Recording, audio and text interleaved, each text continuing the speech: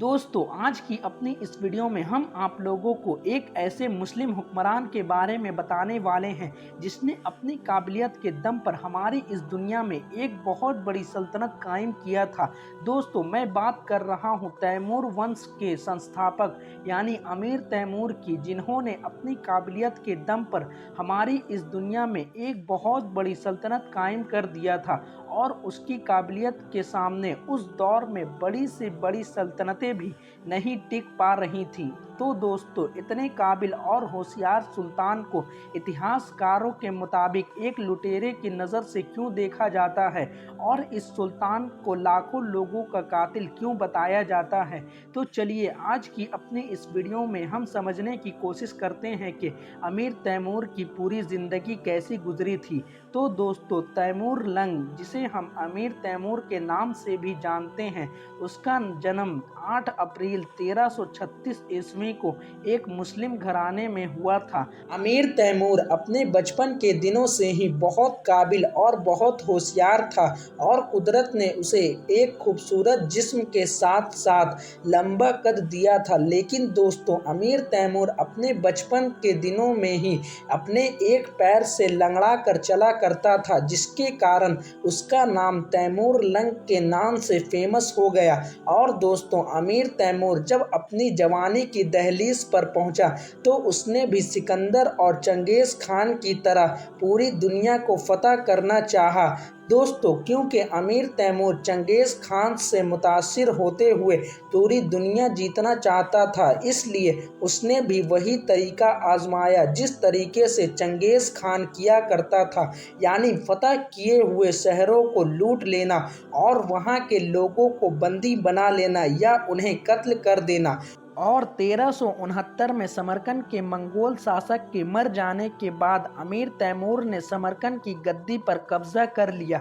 और फिर अमीर तैमूर का ये दुनिया जीतने का सफ़र समरकंद के इलाके से शुरू हो गया। उसके बाद वह दूर दूर के देशों पर आक्रमण कर उसे अपनी सल्तनत में मिलाता चला गया और फिर 1380 से 1387 के बीच अमीर तैमूर ने खुरासान, सिस्तान, अफगानिस्तान, फारस, अजरबैजान और उज़्बेकिस्तान जैसे इलाके को अपनी सल्तनत में शामिल कर लिया और अब अमीर तैमूर की नज़र थी हमारे प्यारे देश भारत पर। और दोस्तों, याद रहे कि ये वह दौर था कि जिस दौर में भारत पर फिरोज शाह की हुक्मरानी थी और फिर पानीपत के मैदान के पास फिरोज शाह ने अपनी 50,000 सिपाहियों और 120 हाथियों के साथ एक बड़ी सेना लेकर निकले, पर अमीर तैमूर को अपनी बहादुरी से इतनी बड़ी फौज को हराने में ज़रा सा वक्त ना लगा और देखते ही देखते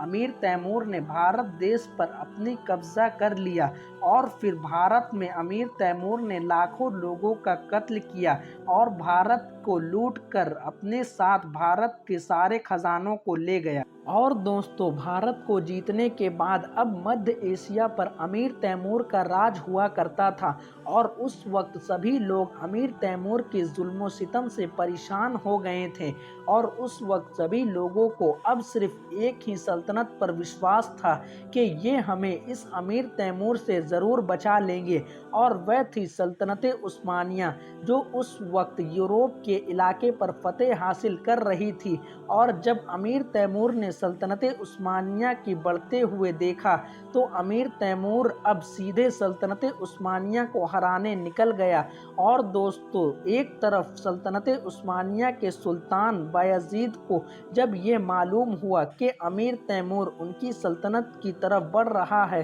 तो उन्होंने भी अपनी तैयारी शुरू कर दी और फिर 20 जुलाई 1402 को अंकारा के मैदान में सल्तनत उस्मानिया के सुल्तान बायजीद और अमीर तैमूर के बीच एक बड़ी जंग शुरू हुई। दोस्तों, शुरू में तो सुल्तान बायजीद अमीर तैमूर को हराता हुआ दिख रहे थे, मगर सुल्तान बायजीद अमीर तैमूर की बहादुरी और उसकी तजुर्बेकारी के सामने ना टिक सके और देखते ही देखते अमीर तैमूर ने अपनी तजुर्बे से हारती हुई जंग को जीत में बदल दिया था और इसी के साथ इस अंकारा की जंग में सुल्तान बायजीद की हार हुई। हुई थी और अमीर तैमूर सुल्तान बायजीद को बंदी बनाकर अपने साथ ले गया था और अमीर तैमूर ने इसी जंग के साथ ये साबित कर दिया था कि वह अपने दौर का सबसे काबिल सुल्तान रहा और अमीर तैमूर ने अपने दौर में हमारी इस दुनिया का तकरीबन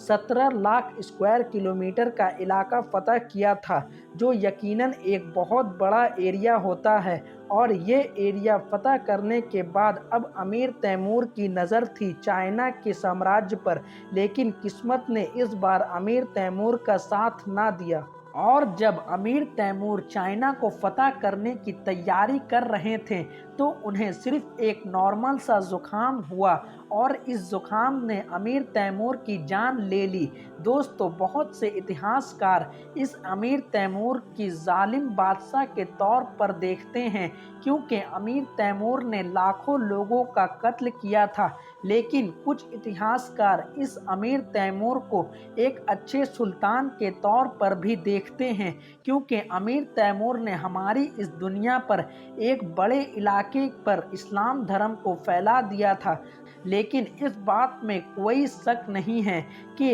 अमीर तैमूर एक बहुत बड़े विजेता रहे हैं और आज अमीर तैमूर को विश्व विजेता के लिस्ट में शामिल किया जाता है। तो दोस्तों, आज की अपनी इस वीडियो को हम यहीं पर ख़त्म करते हैं और आज की हमारी इस वीडियो से पहले आप लोग अमीर तैमूर के बारे में क्या जानते थे, हमें कमेंट में ज़रूर बताएं और वीडियो अगर अच्छी लगी हो तो वीडियो को लाइक ज़रूर करें। तब तक के लिए अस्सलाम वालेकुम वरहमतुल्लाहि वबरकातुहू। अल्लाह हाफिज़।